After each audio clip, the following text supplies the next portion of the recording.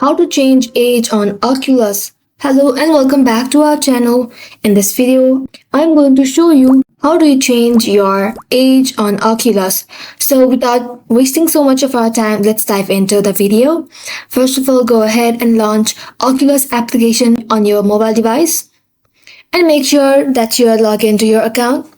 Once you are logged in, from the main home page, go ahead and tap on menu icon located at the bottom right hand corner. Now again, tap on settings, and from the list inside the settings menu, tap on account settings. Now tap on the continue button to end up to the official Meta website. Then you can now make further changes for your account from this page. Scroll below and go to birthday option. Go ahead and tap on edit. Now select your year, month and day you would like to change, and then again tap on the confirmation dialog and tap on save. After you do that, you'll be able to change your age on Oculus. So that's it guys. Thank you all for watching the video till the very end and stay tuned till our next upload.